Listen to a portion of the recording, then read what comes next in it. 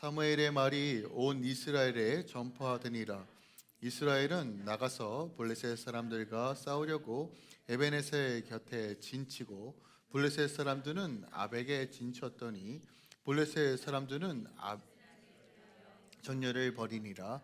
그 둘이 싸우다가 이스라엘이 블레셋 사람들 앞에서 패하여 그들에게 전쟁에서 죽임을 당한 군사가 4,000명 가량이라.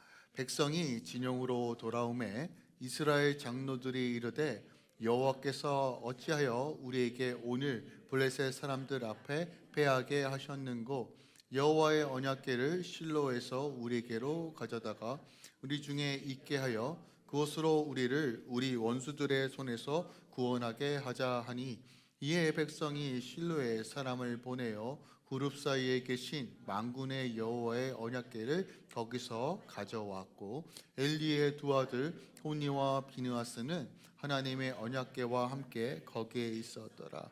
여호와의 언약궤가 진영에 들어올 때 온 이스라엘이 큰 소리로 외치매 땅이 울린지라.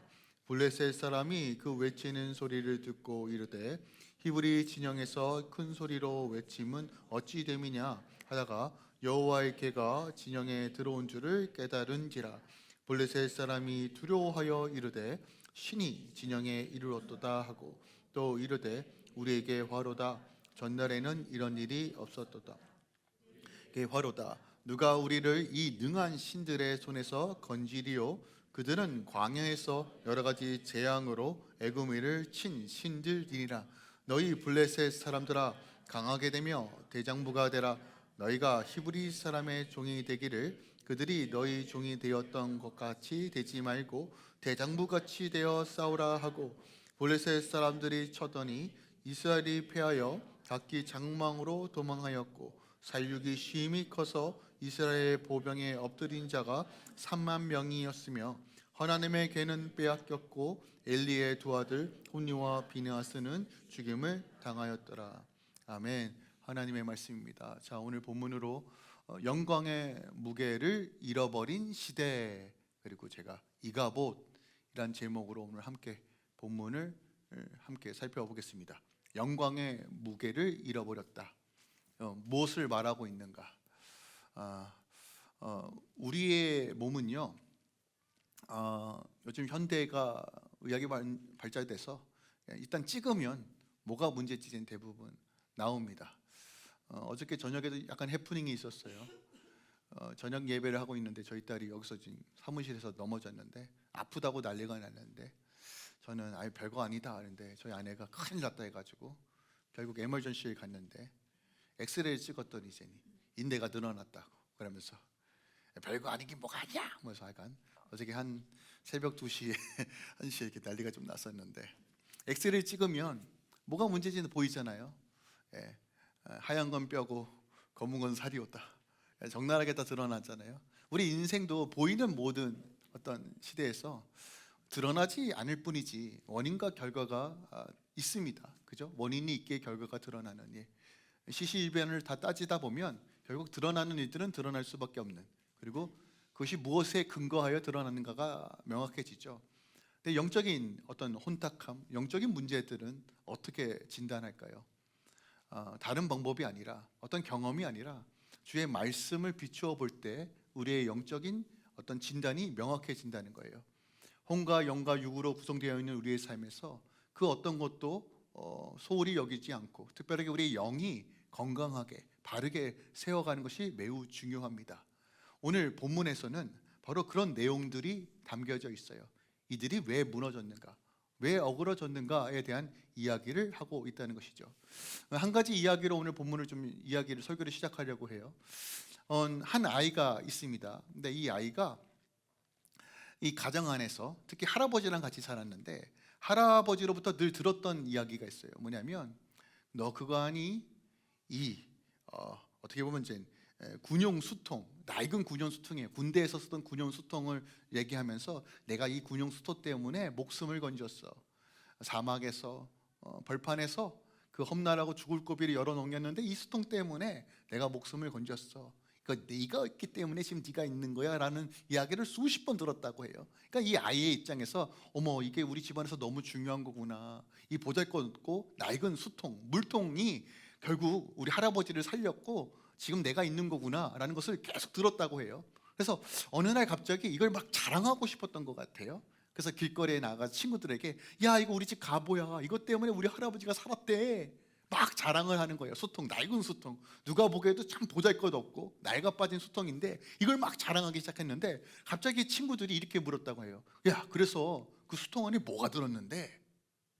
그랬더니 갑자기 이 아이가 곰곰이 생각하더니 한 번도 열어본 적이 없는데? 라고 하는 거예요. 자, 이 이야기의 본질은 이겁니다. 할아버지가 이것이 매우 중요하다, 이 수통 때문에 살았다라고 하는 의미는 뭘까요? 이 수통 때문에? 아니요, 그 안에 담겨져 있는 물 때문에 정말 죽을 고비를 넘겼지만 그 생명수가 있었기 때문에 살았다는 의미였는데, 이 이야기만 들었던 이 아이에게는 이 자체가 그냥 자신에게 자랑이었고, 그러니까 수단은 남아있지만 본질은 없는, 자랑하고 싶은 건 있지만 그 내용은 모르는 상황이었다는 것이에요. 자, 우리 삶에도, 우리 신앙에도 이런 비슷한 경우들이 꽤 많이 있습니다. 우리가 하나님을 믿죠. 교회를 다닙니다. 난내로 헌신도 하고 봉사도 하고 주의 뜻을 향해 살아가려고 발버둥 치시는 분들도 계십니다. 근데 우리가 어느 순간 이것이 익숙하다는 나머지, 혹은 우리 안에 이것이 당연하다고 하는 영역에서 우리 안에 본질을 벗어나 혹은 모양만 남아있는 수많은 상황들을 마주할 수밖에 없다는 거예요. 근데 문제는 우리가 그것을 잘 인지하지 못한다는 것이에요. 그러니까 하나님 말씀 앞에 내가 적나라하게 서야지만 그 말씀이 무엇을 말하고 있는지 내 스스로를 점검하지 않는 이상 내가 하나님의 본질에서 벗어났는가 아닌가를 분별하는 것이 굉장히 쉽지가 않아요. 자, 우리가 지금 사무엘상 4장을 나누고 있어요. 우리가 1장을 돌이켜보면 정말 악몽 끝 같아요. 답이 없어 보입니다. 사사기 시대였고 하나님의 말씀은 희귀하고 사람들은 다 자기 소견대로 살아가요. 그래서 그 결과값이 주변 민족들로부터 끊임없는 공격과 어려움을 당하고 있는 상황, 그런 상황 가운데 하나님께서 그의 백성들을 그냥 내치시고 포기하는 것이 아니라 한 여인의 애통함으로 인하여 다시 한번 하나님의 사람을 준비시킨 것을 보게 됩니다. 어떤 거대한 정치적이고 경제적이고 한 인물이 아니라 한 사람의 애통으로부터 다시 한번 돌이켜 그녀의 드림으로 인하여 다시 한번 그 헌신으로 인하여 하나님의 사람을 세워가는 것을 보게 돼요. 2장은요, 사무엘이 정말 보기에는 정말 암흑 같아요. 자신이 마땅히 배워야 할 선배인 홈니와 비느하스, 대제사장들은 정말 하나님 보기에도 정말 부끄러울 정도로, 아니 사람이 보기에도 부끄러울 짓들을 너무 적나라하게 행합니다. 배울 것 하나도 없어요. 엘리도 마찬가지죠. 하지만 하나님은 사무엘을 구별시키시고 하나님의 궤에서 바르게 성장시킵니다. 또 하나, 한나가 옷을 지어줌으로써 부모의 기도로 인하여 사무엘이 구별된 사람으로 나아가요. 그리고 3장은 어떤 내용입니까? 드디어 하나님께서 사무엘에게 말씀하기 시작해요. 말씀이 희귀해요. 말씀은 여전히 귀하고 존귀하고 가치가 있음에도 불구하고 들을 기가 없는 그 시대 가운데 하나님의 음성을 듣고 전하는 자를 세우십니다. 자, 3장까지의 내용을 보면 야, 답이 없는 상황에서 뭔가 희망이 꿈틀꿈틀 올라오잖아요. 아, 이제 뭔가 회복이 시작되는구나, 내 인생에도 뭔가 인생이 피겠구나 하고 하는 어떤 계기와 모먼트들이 있잖아요. 아, 내가 그렇게 기도하고 애썼는데 하나님께서 진짜 이제는 해결하시는구나, 뭔가 소망이 보인다라고 하는 그런 상황들을 마주할 때가 있잖아요.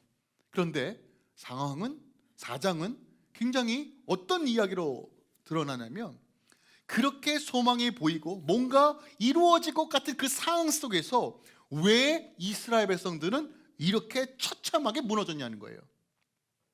이상하지 않아요? 거룩이 회복되어지고 하나님의 말씀을 선포할 수 있는 통로가 열렸는데 그 결과값이, 보여지는 일들은 전쟁에서 처참하게 패배합니다. 그럼 우리는 질문해야 돼요. 오늘 성경 기자가 대체 이 장면을 통해서, 이 사건을 통해서 우리에게 무엇을 말하고 있을까? 도대체 왜 이스라엘은 무너졌냐는 거예요. 소망이 보이기 시작했는데, 뭔가 되는 것처럼 여겨지는 그 순간에 오늘 본문에서 이스라엘 백성들은 블레셋에게 완전히 처참하게, 더 나아가 가장 귀한 언약궤까지 빼앗기는 사건이 기록되어 있습니다. 그리고 오늘 사건의 언약궤가 빼앗기고 20년 동안 언약궤를 찾지 못해요. 오늘 그 사건이 오늘 본문에 기록되어 있어요. 자, 그렇다면 오늘 이 장면을 통해서 하나님께서 우리에게 주시는 말씀, 또한 우리의 영적 상태를 어떻게 진단하고 하나님의 회복으로 어떻게 나아갈 것인지를 함께 살펴보겠습니다. 오늘 본문 이렇게 시작해요. 사무엘의 말이 온 이스라엘에게 전파되니라. 자, 본격적으로 사무엘이 활동하기 시작합니다. 자, 누가 보더라도 사무엘은 하나님이 세우신 사람이야, 선지자야, 사사야. 하나님께서 드디어 우리에게 말씀하시는구나, 뭔가 변화와 회복의 역사들이 일어나는구나, 하나님께서 그 언약에 신실하시는구나, 어떤 그런 조짐들이 보이기 시작해요. 그런데 1절과 2절의 거리가 굉장히 큽니다. 보세요. 하나님이 사무엘에게 말씀하셨고 온 이스라엘에게 전파되었는데 왜 2절은 보세요. 이스라엘은 나가서 블레셋 사람들과 에베네셀 곁에 진을 치고 블레셋 사람은 아벡에 진을 쳤다예요. 자, 갑자기 전쟁 이야기가 나옵니다. 하나님이 말씀하셨는데 이스라엘은 에베네셀에 진을 치고 블레셋은 어디요? 아벡에 진을 쳤다라고 말해요. 뜬금없이 왜 전쟁이 나올까요? 그 당시 고대 근동으로 돌아가면 이스라엘과 블레셋은 끊임없이 전쟁이 일어났던 사이입니다. 골리앗이 블레셋 출신이죠. 가드 출신인데 그만큼 왜 이렇게 충돌이 일어났는가, 그 지질학적과 그 상태의 어떤 상황들을 좀 살펴보면 쉽게 이해가 됩니다. 블레셋은 지중해 해안에서 올라왔던 민족이에요. 그러니까 배를 타고 가나안 땅으로 들어왔던 민족이고, 이스라엘은 산맥을 통해서 위로부터 내려왔던 족속입니다. 이 둘이 가나안을 정복하기 위해서 충돌할 수밖에 없는 구조예요. 더 나아가 당시 블레셋은 어떤 민족이었냐면 가장 먼저 철기를 다루었던 민족입니다. 사무엘상 18장에 보면요, 모든 민족이 철기를 제조하기 위하여 블레셋으로 갔다라는 기록이 있어요. 여러분, 당시 이스라엘은 청동을 다뤘습니다. 여러분, 청동이 뭐야, 철기가 뭐야 잘 모르겠다면 이렇게 이해하시면 돼요. 미사일이 세요, 총이 세요? 미사일이 한 방이면 끝나죠. 총으로 이야! 근데 미사일 이거잖아요. 이렇게 이해하시면 돼요. 철기와 청동은 거의 무기 차이가 상대할 수조차 없습니다. 무겁기도 하고 청동은 그러니까 힘이 없어요. 철기는 휘휘휘 그러면 다, 그러니까 그 정도로 무기 차이도 어마어마하고요, 등치 차이도 어마어마하고요, 전략 차이도 어마어마하고요, 재정, 돈, 이 모든 것들이 블레셋이 늘 압도되어 있었어요. 근데 문제는 왜 블레셋이 이스라엘 백성들을 점령하고 완전히 무찌르지 못했던 이유는 하나입니다. 하나님께서 그래도 지켜주셨기 때문이에요. 보잘것없지만 하나님께서 이스라엘 백성들을 지켜주셔서 블레셋과의 전쟁에서 그래도 이기게 하시고 지키게 하셨어요. 자, 그런데 오늘은 그 문제가 아니라 오늘 2절이 어떻게 시작하는지를 우리는 봐야 합니다. 이스라엘은 나가서 블레셋 사람들과 싸우려고, 자 보세요, 사무엘의 말이 온 이스라엘에게 전파되었다라는 이 말과 2장이 연결이 돼요, 안 돼요? 전혀 안 돼요. 전혀 다른 이야기를 하고 있습니다. 자, 이 이야기는 이런 메시지를 담고 있어요. 보통 이스라엘이 전쟁을 할 때 가장 먼저 하는 것이 있습니다. 군사를 모집하는 거, 전략을 세우는 거 아니에요. 이스라엘은 늘 전쟁하기 전에 누구에게 먼저 찾아가 물었냐면 하나님께 나아가 물었어요. 하나님, 전쟁합니까? 전쟁하지 맙니까? 어떻게 해야 될까요? 오늘 본문에 보면 하나님한테 물었던 얘기가 단 한 구절도 없습니다. 사무엘에게 물었던 얘기도 없어요. 엘리에게도 물었던 얘기가 없습니다. 뜬금없이 바로 전쟁부터 나아가요. 그러니까 이 전쟁이 왜 일어났는지, 무엇이 목적인지, 누가 먼저 공격했는지 아무 기록이 없이 그냥 이스라엘과 블레셋이 진을 치고 전쟁하였다라고 시작해요. 자, 오늘 성경 기자가 명확하게 말하는 건 뭐냐면 여전히 하나님의 말씀이 증거되어져요. 거룩이 회복되어지는 것처럼 보여요. 하지만 이들이 그 은혜를 누리지 못하는 가장 첫 번째 이유는 하나님께 묻지 않았다예요. 여러분, 오늘날 우리 삶 가운데 수많은 전쟁터를 만나요. 그렇죠? 여러분, 모양만 다르지 우리 인생에서 무엇을 결정하기 전에 씨름과 또한 수고와 헌신이 동반됩니다. 집 하나 사더라도 여러분 보세요. 몰기지를 어디서 받아야 돼? 금리가 어디가 더 싸? 거기 가야 돼? 누구 만나야 돼? 여러분 이거 고민해요? 고민하지 않아요? 비즈니스를 하더라도 여기가 전망이 좋아, 못이 좋아, 어떤 것이 더 전망이 있어, 공부를 해요, 안 해요? 그죠? 합니다. 자녀들도요. 진로를 결정할 때 뭐가 더 유리해? 어떻게 가야 돼? 이런 거 최소한 걱정하지 않아요? 이 남자가 맞아, 저 남자가 맞아. 결혼할 때도 이런 거 다 되잖아요. 수많은 계산들을 합니다. 이런 치열한 전쟁, 마치 여러분 오늘 블레셋과 이스라엘이 마주했다라는 것은 뭐냐면 우리가 이 세상에서 살아가는 방식에서 수많은 상황들, 계산하고 치열한 전쟁 같은 상황들을 묘사하고 있는 것이에요. 그런데요, 오늘 이 모든 상황 가운데 이들이 왜 무엇을 안 했다라고 말하고 있어요? 하나님께 묻지 않았다는 거예요. 우리는 보편적으로 하나님께 언제 묻습니까? 일단 계획 다 세워놓고 고민 다 해보고 일단 결제 서류 주님께 딱 올려놓고 주님 이거 도장 찍어 주셔야 될 것 같습니다 하는 방식이잖아요. 저는 개인적으로요 그래도 문제 생길 때 기도하는 거 굉장히 귀하거든요. 근데 우리가 많은 부분에서 어떤 방식으로 주님 앞에 나아가냐면 일단 일 다 버려놓고 하나님 이거 너무 어렵습니다, 좀 해결해 주세요 라는 방식으로 우리가 신앙생활을 한다는 것이에요. 여러분, 하나님께 묻는다는 건 이런 개념이에요. 이렇게 이해하셔야 돼요. 여러분 혹시 누군가에게 질문을 할 때, 물을 때 어떤 자세와 방법을 취하십니까? 예를 들어서 제가 막 앞서 달려가면서 저 끝에 있는 사람이 야 나 물을 게 있는데 라고 물어요? 아니면 그 사람이 있는 데까지 가서 물어요? 아니 제가 물을게요. 그러니까 저 끝에 있으면서 나 궁금한 게 있는데 빨리 와 라는 게 묻는 사람의 태도예요? 아니면 내가 물어야 되잖아요. 그러면 질문, 내에게 답을 주는 사람한테 찾아가는 것이 맞아요. 보통 찾아가는 것이 맞잖아요. 그죠? 근데 보통 우리는 묻는 걸 이렇게 이해합니다. 하나님 이거 해도 돼요? 이 정도 수준으로 이해해요. 아니요, 묻는다는 건 이런 거예요. 내가 물어야 될 그 대상에게 찾아와 그 사람과 발을 맞추는 게 묻는 거예요. 내가 악셀레트를 바르고 달려가더라도 물을 때는 악셀레트에 발을 떼고 브레이크를 밟고 발 맞추어서 어떻게 해야 됩니까?가 묻는 거예요. 근데 이때 어떤 리스크가 있냐면 지금 내가 추진하는 동력을 멈춰야 돼요. 내가 일단 계획을 세웠다는 것을 멈춰야 돼요. 묻는 거잖아요. 답을 찾으려고 애쓰는 거잖아요. 근데 여전히 내가 답을 정해놓고 따라와, 이건 묻는 게 아닙니다. 그냥 동의만 구할 뿐이죠. 나 좀 속상해, 토닥여줘, 이 정도 수준. 여러분 하나님께 묻는 건 이게 아니에요. 여러분 인간관계에서 똑같잖아요. 내 이기적인 관점과 생각으로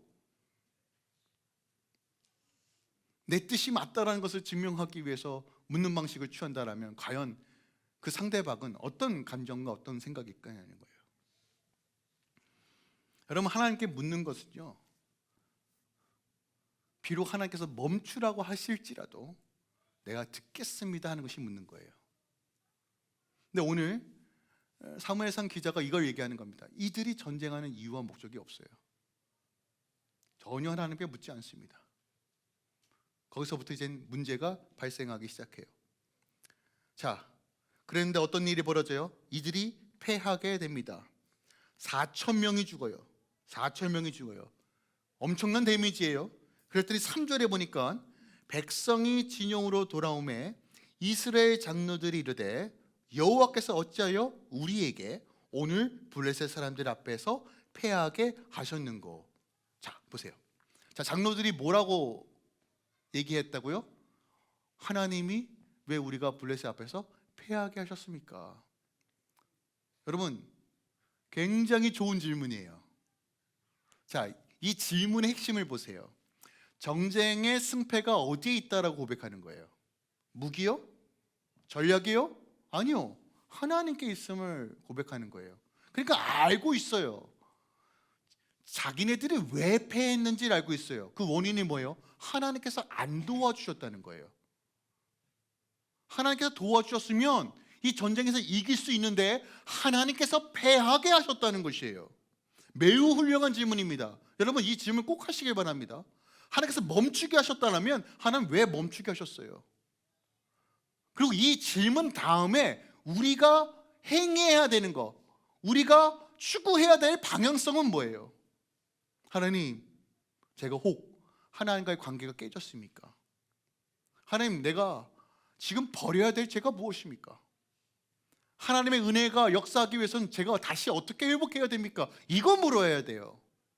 그런데 보세요. 질문은 했지만 방향은 잘못 들었어요. 사람들 앞에 패하게 하셨는고 그 다음에 여호와의 언약궤를 실로에서 우리에게로 가져오자라고 결정합니다. 자, 보세요. 회개 없는 질문은 필연적으로 내게 익숙한 종교적 대책으로 바뀌어요. 다시 말씀드립니다. 우리가 하나님께 묻는 건 되게 중요한 거예요. 하나님, 왜 인생을 멈추게 하십니까? 이거 왜 좌절시키십니까? 왜 이 길을 막으십니까? 이 질문 굉장히 중요한 거예요. 그리고 그 원인을 다시 한번 말씀을 통해서 내가 확인하고 돌이키는 거, 이게 회개입니다. 근데 그거 없어요. 없으니까 방법만 찾아요. 근데 그들이 추구했던 방법이 뭐예요? 실로에 있던 언약궤를 가지고 오자는 거예요. 대체 언약궤가 뭐길래 가져오재요? 그래서 말하는 말이 뭐냐면 3절에 원수의 손에서 우리를 구원하기 위해서 언약궤를 가져오자라고 말합니다. 자, 그러면 우리는 고민해 볼게요. 당시 이스라엘 백성들 왜 장로들이 언약궤를 가지고 오길 원했을까요? 자, 이건 과거의 기억이기 때문에 그래요. 이스라엘 백성들이 이집트에서 출애굽합니다. 그리고 40년 동안 광야에서 뺑글뺑글 돌다가 드디어 여호수아와 함께 가나안 땅에 딱 들어가요. 근데 여러분, 가나안 땅에 들어갈 때 가장 첫 번째 관문이 요단강이었어요. 여러분, 요단강 어떻게 건넜는지 혹시 아시는 분 계십니까? 강이다, 가자! 이거 아니에요. 하나님께서 뭐라고 말씀하셨냐면 언약궤를 먼저 짊어지고 가라고 했어요. 그래서 언약궤가 강으로 쑥 들어가니까 강이 멈추고 길이 열립니다. 여리고성은 어떻게 정복했나요? 언약궤를 먼저 들고 갔습니다. 모든 전쟁에서 언약궤가 앞서가고 이스라엘 백성들이 따라감으로써 전쟁이 이겼어요. 이 공식 알았을까요? 몰랐을까요? 알았을 겁니다. 그리고 그들이 선택한 건 그래, 언약궤만 있으면 우리 이 전쟁 이긴다. 무슨 얘기예요? 우리에게 비밀 병기가 있어. 이것만 있으면 미사일, 우리는 핵탄두가 있어. 이거 갖고 온 거예요. 이것만 있으면 우리 이길 수 있다. 구원을 얻을 수 있다라고 말하는 것이에요. 보세요. 승리의 경험, 하나님을 빼고 방법만 남아 있어요. 지금 본질은 다 버리고 모양만 남아 있어요. 정확하게 자기 성취 중심의 신앙이고, 다른 말로 이것을 기복신앙이라고 말합니다. 자, 그러면 언약궤가 뭔지를 우리가 좀 고민해 봐야 합니다. 언약이란 말은 베리트라는 히브리어고, 궤는 상자를 의미합니다. 근데 이것은 어떤 종교적인 물건이 아니라요, 언약궤 안에는 굉장히 중요한 물건이 담겨져 있어요. 히브리서 9장 4절에 보면 언약궤 안에 세 가지가 들어있는데, 하나는 만나를 담은 금 항아리, 아론의 쌍난 지팡, 그리고 언약의 돌판, 십계명 돌판이 들어있습니다. 이거 상징하는 건 굉장히 중요해요. 자, 돌판을 받을 때도, 만나가 내릴 때도, 아론의 쌍난 지팡이가 이를 때도 가장 특징적인 건 뭐냐면 하나님의 초자연적인 놀라운 기적과 영광이 있었던 사건과 매우 밀접한 관계가 있어요. 그러니까 사람들은 아는 거예요. 언약궤 안에 하나님의 놀라운 기적과 영광과 이적을 담고 있는 물건이 있어요. 그러므로 언약궤 자체를 갖고 가면 하나님의 놀라운 기적과 역사와 승리가 있을 것이라고 생각하는 것이에요. 근데 하나님께서 언약궤를 주신 본질적인 이유는 이거예요. 보세요. 돌판은 무엇을 의미할까요? 돌판, 십계명에 기록되어 있는 돌판, 하나님 말씀을 상징해요. 하나님께서는 말씀하시고 말씀으로 인도해 주시는 분이에요. 만나는요, 하나님의 은혜를 상징해요. 은혜 없이는 그 어떤 곳을 살아갈 수 없으니까 하나님께서 공급해 주셔야 돼요. 광야에서 먹을 것이 없습니다. 스스로 자족할 수 없는 상황 가운데 하나님께서 은혜를 주셔야지만 살아갈 수 있는 방식, 그것이 만나입니다. 아론의 쌍난 지팡이는요, 반란이 일어났어요. 대적이 일어났습니다. 그때 하나님께서 아론의 쌍난 지팡이라는 기적을 통해서 질서를 세우세요. 그래서 언약궤는요, 만나, 돌판, 아론의 쌍난 지팡이는 하나님의 말씀과 은혜와 질서를 상징해요. 그러면 말씀과 은혜와 질서를 왜 언약궤라는 이 틀 안에서 우리에게 제시하셨을까요? 여러분, 이것이 우리 삶 가운데 온전히 세워졌을 때 하나님의 인재와 영광과 통치가 임한다는 것, 즉 언약 안에 나는 너희 하나님이 되고 너희는 내 백성이 될 것이라는 이 관계 회복의 가장 표징이 언약궤라는 것이에요. 그러니까 이것은 그냥 상자가 아니라 하나님과 백성이 약속하였고, 그 약속 안에서 말씀과 은혜와 그 질서 가운데 걸어갈 때 하나님께서 그들을 보호하시고 인도하시며 복을 주시겠다는 약속인 거예요. 이게 핵심입니다. 이게 내용이에요. 근데 물통에 물은 다 쏟아붓고 물통만 가지고, 야, 하나님이 우리와 함께 하신다, 전쟁에 이겼다, 이거 하고 있는 거예요. 신명기 12장에 보면요, 이런 구절이 있어요. 5절에 오직 너희의 하나님 여호와께서 자기의 이름을 두시려고 너희 모든 지파 중에서 택하신 곳인 그 계실 곳에 찾아 나아가라라고 해요. 여러분, 언약궤가 있는 곳으로 백성이 찾아가는 거예요. 하나님은요, 너희들이 나를 먼저 찾아와라 라고 말씀하시지, 하나님 이리 오세요라고 하는 존재가 아니에요. 모든 이스라엘 백성들이 움직일 때야 언약궤가 움직였고요, 하나님은 실로라는 곳에 언약궤를 놔두시고 모든 백성들이 그 언약궤로 찾아와 하나님을 만나게끔 그 질서를 세우셨어요. 근데 지금 어떤 방식을 취합니까? 실로에서 언약궤를 가져온다. 왜요? 지들 승리하려고, 성공하려고, 문제 해결하려고 하나님을 수단화합니다. 철저하게요. 도구화하고 있어요. 보세요, 여러분.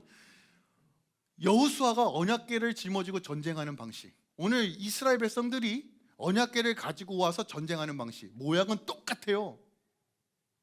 여러분, 겉으로 보기에는 굉장히 거룩한 형태의 모양입니다. 누가 보더라도 야, 정말 예배 잘 드린다, 야, 누가 보더라도 정말 거룩한 교회다, 정말 하나님 사랑하는구나, 겉은 뻔질은 해요. 근데 내용은 완전히 다른 방식으로 작동하고 있다는 거예요. 이게 핵심이에요, 여러분. 여러분, 이 메시지는 여전히 우리에게도 유효해요. 우리 신앙생활 하죠. 여러분, 하나님 모르시지 않잖아요. 우리 하나님 믿잖아요. 주님께 기도하잖아요. 근데 그 동기가 뭐냐는 거예요. 하나님 안에, 그 관계 안에 있는 것입니까? 아니면 하나님은 여전히 수단화하고 계십니까? 하나님, 나 이 비즈니스, 우리 애들, 하나님 영광 받으셔야 되잖아요. 하나님, 저 이렇게 힘든데 주일 성수도 하고 11조도 하고 선교도 합니다. 하나님, 내가 한 게 있는데요, 좀 이 정도는 좀 해주셔야 되는 거 아닙니까? 여러분, 우리 하나님이 그런 존재가 아니라는 거예요. 자, 오늘 본문에서 매우 중요한 힌트를 줍니다. 첫 번째, 여러분, 전쟁에서 4,000명이 죽어요. 하나님 경고하시는 거예요. 야, 너희들 나한테 묻지 않았지? 경고하시는 거예요. 거기서 돌이켰어야 돼요. 근데 그들은 여전히 승리 방식만 가져옵니다. 그리고 모양이 어떠냐면 오늘 4절 보세요. 만군의 여호와의 언약궤를 거기로 가져왔고 엘리의 두 아들 홈니와 비느하스가 하나님의 언약궤와 함께 거기 있더라. 야, 누가 있다고요?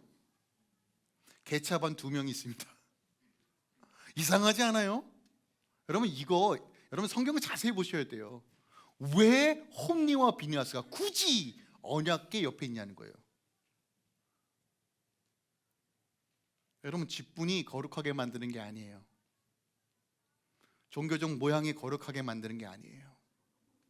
여러분의 열심히 거룩하게 만드는 게 아니란 말이에요. 언약궤 곁에 있다고 하나님이 곁에 계신 것이 아니라는 거예요. 오늘 4장에서 하나님께서 브레이크를 확 거시는 거예요. 지금 우리 삶에도 뭔가 회복의 조짐이 보이고 소망이 보이는데 뜻하지 않는 어떤 브레이크가 걸린다. 여러분, 하나님께서 지금 우리에게 뭘 말씀하시는지를 귀 기울이셔야 돼요. 자, 언약궤를 가지고 옵니다. 그랬더니 난리가 나요. 자, 5절 보세요. 여호와의 언약궤가 진영에 들어올 때 온 이스라엘이 큰 소리를 외쳐 땅이 울린지라 환호성이 터집니다. 여러분, 오늘날 교회에서 수많은 환호성이 터져요. 할렐루야 임마누엘 왕이 오시네. 여러분, 찬양이 얼마나 열정적이에요. 젊은이들 찬양하는 거 얼마나 열정적이에요. 뜨거운 교회가 얼마나 많아요. 그런 거에 비하면 저희 교회는 좀 얌전한 것 같아요. 여전히 뜨겁지만 더 뜨거워지고 원하는데 모양이 아니라. 여러분, 얼마나 열심인 교회들이 많아요. 화려한 교회들이 얼마나 많아요. 근데 오늘 계속 사무엘상 기자가, 성경 기자가 뭘 얘기하는 거예요? 울리고 있지만 하나님은 없다는 거예요. 그 내용이 없다는 거예요. 자, 근데 이 소식을 이제 블레셋이 듣습니다. 6절에 보니까 하나님의 언약궤가, 여호와의 궤가 진영에 들어온 줄 깨닫고, 7절에 블레셋 사람이 두려워 이르되 신이 진영에 들어왔다 하고 또 이르되 우리에게 화로다. 전날에는 이런 일이 없도다. 8절 우리에게 화로다. 우두가 우리를 이 등한 신들의 손에서 건지리요 그들은 광에서 여러 가지 재앙으로 애굽인을 친 신들이라. 재밌지 않아요? 언약 밖의 이방인들은 하나님을 두려워해요. 근데 언약 안에 있는 이스라엘 백성들은 하나님을 도구하고 만만하게 봅니다. 너무 이상하지 않아요? 여러분, 때로는 하나님께서 하나님 되시면 어떻게 드러내시니 아십니까? 교회의 부끄러움을 드러내시고, 심지어 하나님을 믿지 않는 자를 통해서 하나님께서 하나님 되심을 드러내세요. 오히려 이방인이 하나님의 위엄을 정확하게 꿰뚫어 보고 있습니다. 이방인, 그 당시 블레셋이 왜 두려워했을까요? 알고 있죠. 하나님의 언약궤가 가는 곳곳마다 진멸된다는 걸 보게 돼요.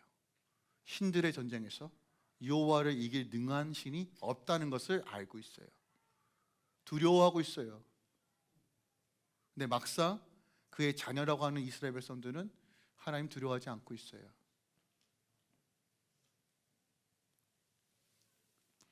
그리고 이 전쟁의 결과가 무엇입니까? 두려워했지만 오늘 10절에 보니까 블레셋이 스스로 다짐해요. 대장부가 되라. 죽게 하면 까무러치기다. 근데 원래라면, 공식대로라면 이스라엘이 이겨야 해요. 근데 지금 몇 명이 죽었다고 기록되어 있습니다. 보병만 3만 명이에요. 4천에서 3만 명으로 늘었어요. 여러분, 이거 어마어마한 숫자입니다. 그냥 완전 진멸됐다는 거예요. 이상하지 않아요? 여러분, 우리 인생에서 이렇게 하면 이렇게 된다, A는 B다라고 하는 수많은 공식들을 가지고 있을 거예요. 이게 경륜이야, 이게 지혜야, 이게 살아가는 방식이야. 여러분들 나름대로 노하우들이 있을 겁니다. 근데 막상 100% 확실했던 그 일이 엎어지면 어떤 일이 일어나요? 오늘 하나님께서 그 일 하시는 거예요. 홈니와 비느하스가 언약궤를 지킴으로써 이건 승리의 공식이 아니라 심판의 과정이라는 걸 하나님께서 제시하는 거예요, 지금. 그런데 더 충격적인 건 뭐냐면 언약궤가 빼앗깁니다. 여러분, 하나님의 언약궤는 하나님의 그의 임재와 하나님 그 자체를 상징해요. 그런데 하나님의 영광이 지금 이방인에 의해 완전히 처참하게 짓밟히고 있어요. 수치를 당하고 있어요. 하나님께서 이스라엘 백성을 혼내는 것까지는 이해하겠어요. 말 안 들으니까. 그런데 지금 하나님이 이 패배를 통해서 스스로 언약궤까지 빼앗기는 수치를 감내하시는 이유가 뭘까요? 이유는 하나예요. 값싼 승리보다 심판을 선택하신 거예요. 그게 이스라엘 백성들에게 유익이니까. 다시 말씀드립니다. 이 일로 다윗이 언약궤를 회복하기까지 20년 동안 언약궤는 관짝처럼 길거리에 그냥 버려진 가구처럼 그렇게 남아 있습니다.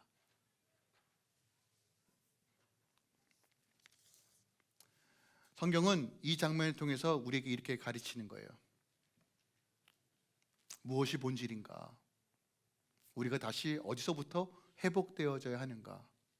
자, 이 소식을 이젠 오늘 우리가 읽지는 않았지만 12절에 보니까 당일에 어떤 베냐민 사람이 진영에서 달려와 자기 옷을 찢고 자기의 머리에 티끌을 덮어 씌우고 실로에 이르러 엘리에게 이 모든 사실을 이야기합니다. 엘리에게요.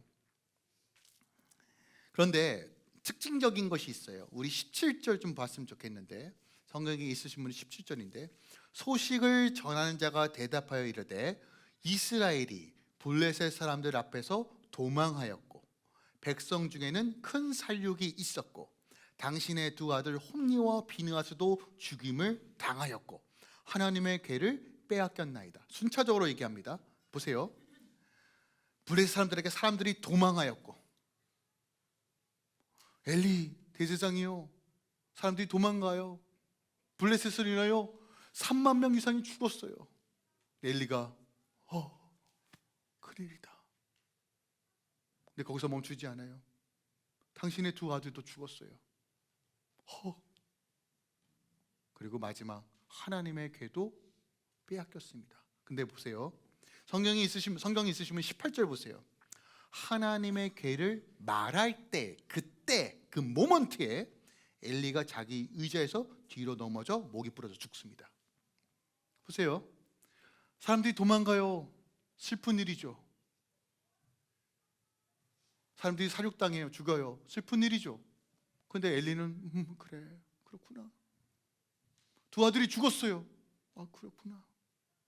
근데 하나님의 언약궤가 빼앗겼습니다. 그때 죽어요. 여러분, 이게 우연일까요? 아니에요. 성경은 뭘 얘기할까요? 하나님의 인재와 영광이 빼앗기는 것이 끝이라는 거예요. 여러분, 우리가 건강을 잃어도 건강이 회복되어져요. 그죠? 우리 안에 돈을 잃었던 경우도 많죠. 사기도 당하고 문제를 만나고 이런 것들이 많습니다. 하지만 여러분 기억하세요. 여러분의 인생에서 하나님의 영광이 빼앗기면 끝나는 거예요. 오늘 성경 기자가 이렇게 말하는 거예요. 사람은 많은 것을 잃어도요, 하나님을 잃지 않으면 다시 설 수 있어요. 많은 기회를 잃고 내 안에 지금 소망이 없다라고 여길지라도 하나님이 나와 함께 하시면 우린 다시 일어날 수 있어요. 하지만 아무리 형식이 남아 있어도 생명이 없으면, 아무리 종교적인 언어가 난무해도 하나님이 중심적이지 않으면 어떤 결과가 있는가? 오늘 후반부에는 이 소식을 또 며느리가 들어요. 엘리의 며느리 비느하스의 아내가 듣습니다. 만삭이었어요. 근데 그 소식을 듣고 갑자기 배가 아파서 애를 낳게 됩니다. 여러분, 아이가 태어난다는 건 생명이잖아요. 축하할 일이에요. 근데 오늘 다 죽어가면서 아기를 낳으면서 그 죽어가는 그 상황 가운데 이 아이의 이름을 어떻게 짓느냐? 이가봇이라 지어요. 아까 영광을 카보트란 단어를 사용한다고 말했죠. 이는 부정어입니다. 합성어예요. 뭐예요? 영광이 없다예요. 다시 말씀드립니다. 우리 인생에서 무너지고 깨어지는 본질적인 이유는 하나님의 영광이 상실되었기 때문에 그래요. 몸된 교회가 하나님의 나라가 없는 이유는 하나님의 인재가 없기 때문이에요. 하나님께 묻지도 않고 회개하지도 않고 돌이키지도 않는 이유예요. 우리 인생의 모든 문제도 동일합니다. 네, 이것을 우리가 좀 다른 관점에서 이해했으면 좋겠어요. 여러분 인생에서 참 많은 것들을 계획했을 거예요. 계획하고 기도했던 내용들이 있을 거예요. 근데 그거 뜻대로 되는 일이 있어요, 없어요? 없는 일이 더 많을걸요?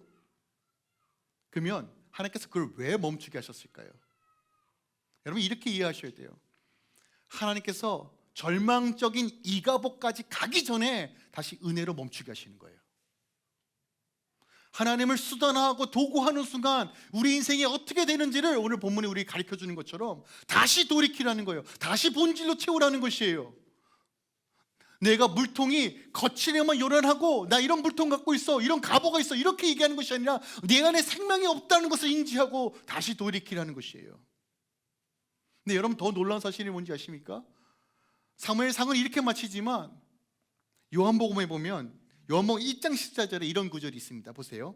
말씀이 육신이 되어 우리 가운데 거하심에 우리가 그의 영광을 보니 아버지의 독생자의 영광이요 은혜와 진리가 충만하더라. 누가 오셨다고요? 말씀이 육신에 오신 예수께서. 그래서 그의 영광을 본대요. 영광, 이가봇! 내 중심으로 기복신앙, 수단화하고 도구하고 비나이다 그런 방식으로 섬겼던 우리의 삶 가운데 하나님이 비록 떠나가는 구약의 이야기지만 주님께서 말씀으로 오셨다는 거예요. 오셔서 무엇을 주신다고요? 영광이요. 근데 여러분 한번 생각해 보세요. 우리가 마가복음을 살펴봤지만 예수께서 말씀이 육신이 되어 예수께서 이 땅에 오셨어요. 영광을 가지고 오셨어요. 그러면 사람들이 제대로 믿었나요? 아니요. 여전히 사람들은 수단화시킵니다. 아, 떡을 복제하네? 야, 빵을 주네? 야, 물고기를 주네? 야, 우리 왕으로 삼자. 여전히 예수님을 수단화시켜요. 근데 주님은 그거에 동요하지 않고 어디로 가셨습니까? 관짝 같은 십자가로 가셨어요. 가장 수치스러운 그 십자가로 가셨어요. 마치 블레셋에게 언약궤를 빼앗는 것처럼 주님 스스로가 수치의 자리로 가셨어요. 근데 이야기는 거기서 끝나나요? 아니요. 십자가에서 다 짊어지시고 영광의 부활의 영광으로 제시하시는 거예요. 그게 주님이에요. 이 사건은 과거에 머무는 것이 아니라 우리가 어떻게 회복할지도 명확하게 말씀하고 계세요. 여러분, 근데 여러분 조심해야 될 것이 있어요.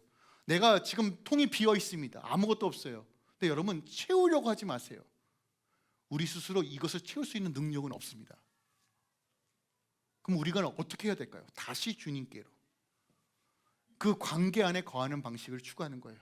다시 주님과 눈 마주하고 우리가 예배 때마다 계속 선포하는 창이자 믿음의 주 온전케 하신 예수를 바라보자. 주님이 나의 무게 중심입니다. 여러분 이 영광은 그 어떤 것도 잴 수 없는 영광이에요. 하나님께서 영광을 제시해 주어야 돼요. 그럼 나는 다시 결단하는 거예요. 주님 무엇을 하길 원하십니까? 사무엘처럼 언약께서 하나님 여호와여 내게 말씀할 주의 종이 듣겠습니다. 다시 시작하는 거예요. 늦지 않았어요.